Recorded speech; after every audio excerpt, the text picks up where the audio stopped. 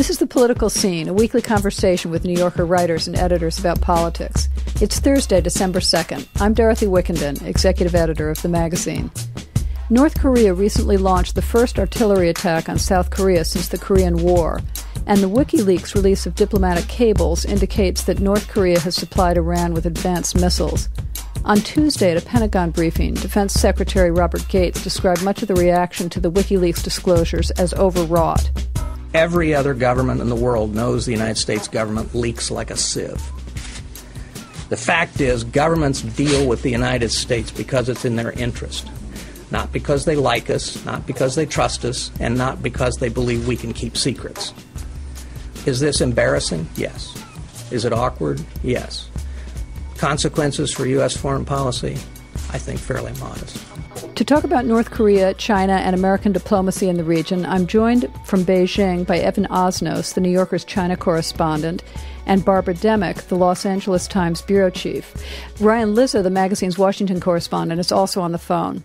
Okay, Evan, was there anything in those cables that upset or embarrassed China? Well, I think actually China, most of all, was rather delighted to see the United States in an uncomfortable position.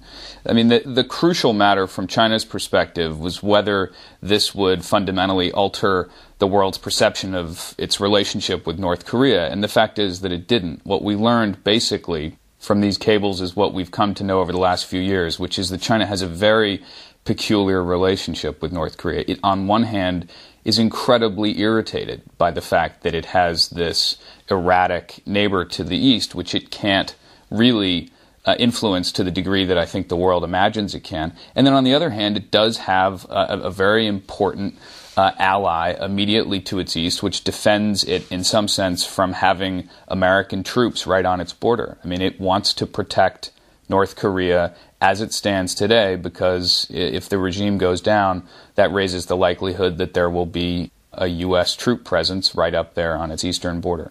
And what about the memos indicating that China might support the reunification of Korea? That seems highly unlikely. You know, I think that was in some ways overplayed, because the truth is that what China has been saying throughout, and North Korea has been saying throughout, is that it wants a reunification of the peninsula. That's a rhetorical flourish. I mean, the reality is that China is doing nothing to try to bring that about, and if anything, it has done more than anybody else to maintain the Kim Jong-il regime. After all, it's North Korea's largest source of food and fuel and weapons, and if you look at over the last few months, what it's been doing at the same time that North Korea has been acting in all these erratic and very provocative ways, China has in fact been increasing the trade with North Korea. The notion that it's going to in any way abruptly pull away from North Korea, I think, is really a fiction that is created by our own hopes for what China might do in that relationship. And it really has very little to do with what I think China perceives as its own interests, which is maintaining the relationship as it stands today. Barbara, you wrote a piece for us not too long ago talking about the really dire economic situation inside North Korea. And is it not possible that China is preparing for the likelihood that the North Korean regime will fall? Well, I think they have to look at that possibility. They'd be crazy if they weren't, because there is a good chance that it will collapse. But I don't think that's what they want. And I think a lot of Chinese policy lately, which seems to be very pro-Pyongyang, is based on the fear of North Korea collapsing. And I think it's really reactive. I think they're in a bit of a panic that North Korea is going to go. And one of North Korea's threats, and it's always been its threat against South Korea, is sort of the threat of hara-kiri. It's not that we're going to attack you. It's that we're going to collapse, and you're going to have our refugees and our needs and our problems on your shoulders. I think they do that to China, and I think they do that to South Korea as well. Ryan, I was struck by Gates's comments that we just heard at the top of the program, which were so kind of pragmatic and diffused much of the anxiety that had been raised by the release of these documents. It was so at odds with what Secretary of State Clinton was saying. Does the administration not have its act together on how they want to have the world perceive them responding to this? Well, they don't have one view on this. They have at least, 4 different views. The blunt, honest view from Gates, which is we're the United States and people will deal with us because they have to, and that won't change because of these leaks. And then Secretary Clinton's comments, which were that, people are going to die because of these leaks, and it's incredibly damaging to U.S. foreign policy. and that was echoed by her husband. And then yesterday you had a very glib comment from the very glib press secretary at the White House, Robert Gibbs, who dismissed the whole thing and said, the White House isn't worried about some guy with a laptop, which, of course, the United States was extremely worried about this guy with a laptop because they did everything they could to try and prevent these leaks. So, yeah, they're a little bit all over the map on this. Evan, you wrote in a New Yorker blog post recently about China's little-noticed role thus far in nuclear proliferation. Could you talk a little bit about that? Yeah, this is one of these issues that was sort of lurking in the think tank community for the last few years without really getting much attention, and now all of a sudden we see it laid out in very granular detail in these cables. What's very clear is that over the last few years, North Korea and Iran, in their own ways, have relied very heavily on China either as the source for electronic components for their missile programs, or in some cases as a transshipment point. So, for instance, if you look at the case of Iran, there have been very specific examples where the United States has come to China and said, we have intelligence that says, for instance, tomorrow morning a flight will be landing from North Korea in Beijing and then taking off for Tehran, and we think that it's carrying, in this case, they were called jet vanes. These are a device that's used to stabilize a ballistic missile so that it can fly straight. And they appealed to the Chinese government to block this plane from going on, and we don't know what happened to it. The way that the cable was written, it was essentially the last in a long chain of requests for China to intervene and to stop this traffic from going through. And Barbara, what about the diplomatic traffic showing that Chinese officials have been asking the United States to negotiate directly with North Korea to prevent the expansion of their nuclear weapons program? This is where it begins to get complicated. That's right, and this is something that the Chinese have been saying publicly for some years, and they were certainly saying it privately to U.S. officials in those cables. They've been saying negotiate directly, and this has actually been a cry of many of the other parties in the Six Nation talks. The U.S. under the Bush administration and now under the Obama administration has felt it was, something of a concession to talk to the North Koreans, and many people do disagree with that, thinking, okay, go and talk, and that's what the Chinese have been saying. Ryan, this brings up something that you and I have been talking about a little bit, and Real Clear Politics had a good piece about this the other day, that Obama, who pledged during the campaign to really dramatically change the way U.S. conducts diplomacy, especially toward the regimes Bush described as the axis of evil, that the administration's been forced to become much more hardline, at least regarding North Korea, than the Bush administration itself was in its second term. One of the interesting cables I was looking at last night, Brennan, the terrorism advisor at the White House, actually calls his Saudi counterpart on the day of or the day after Obama's inauguration, and just to assure them that even though Barack Obama has this reputation as being kind of all about engagement and everyone's going to get along and he's going to sit down and meet with the leaders of rogue states, that actually, don't worry, he's going to be extremely tough on terrorism and you should be reassured. And the truth is, a lot of Obama's positioning on foreign policy was really dictated by trying to find minor differences with Hillary Clinton during the primary. He adjusted to the reality of Iran and North Korea testing him, and I think, wisely.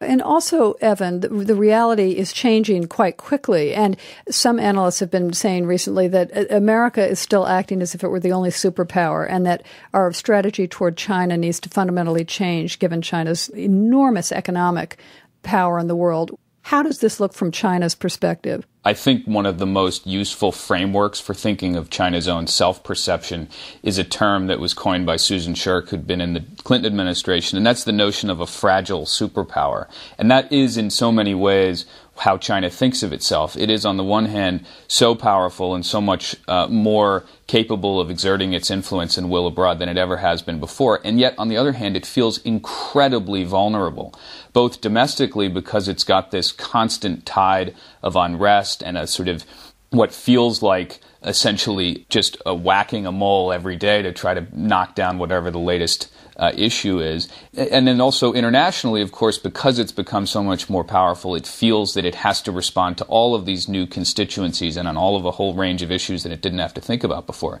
And I think one point that's worth making, as weird as it sounds, there's actually a range of political opinion within the Chinese government, too, and that helps us to understand some of the cable traffic that we're seeing. So, for instance, when you see an official in the Chinese government talking to their Western counterparts saying, we see how crazy North Korea is, we're preparing for the inevitable collapse, that may in fact be a sincere sentiment that reflects a part of the government.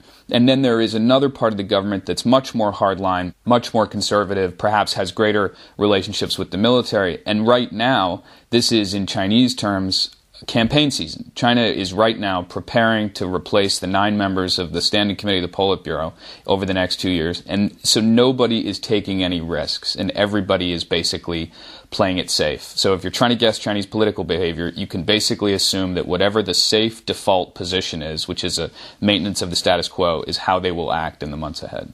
Can I just add one thing on that? As Evan was talking about the diversity of opinion in these regimes, often we talk about them in the States as having a monolithic view, and of course every regime is divided with different internal factions, and I think the memos did a really good job articulating that.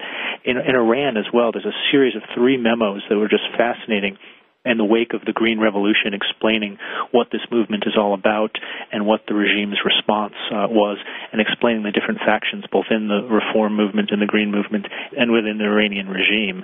As a journalist, often when you look into various institutions of the government, you come away, in horror about how things work. And so far from the cables that I've read, the level of analysis has been very smart, very shrewd, shockingly good for government work. It's a very unfashionable thing to say, but I agree with you. With every institution under attack and sort of losing credibility, 3 cheers to the State Department.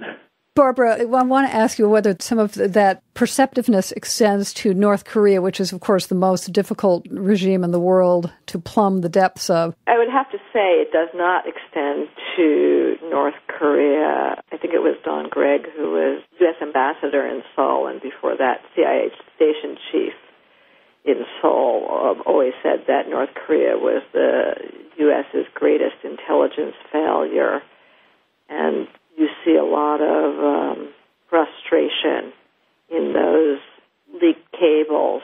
What is really going on in Pyongyang? Is there a hardening of North Korean policy because of the upcoming transition of power?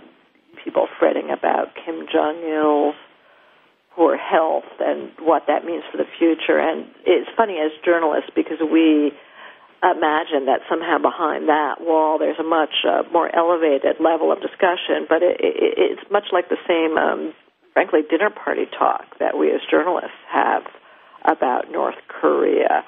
It remains to be seen. What is happening? When is this regime going to collapse? How much longer can it last? And what about the question of why they would have launched this artillery attack on South Korea right now? My personal belief is that there's a little bit of over-analysis of it. The military in North Korea is controlled by a very hardline faction now.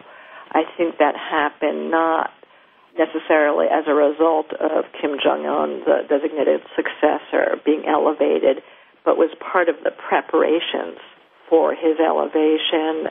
Kim Jong-il, in order to bring his son in, made certain concessions to the military, and the hardliners, especially near the DMZ, are really running the show, and there have been an escalating series of provocations.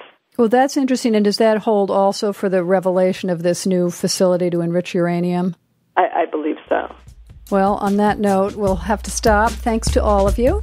Evan Osnos and Ryan Lizza are staff writers. Barbara Demick is the Los Angeles Times bureau chief in Beijing. This has been The Political Scene from The New Yorker. I'm Dorothy Wickenden. You can subscribe to this and other free New Yorker podcasts in the iTunes Store.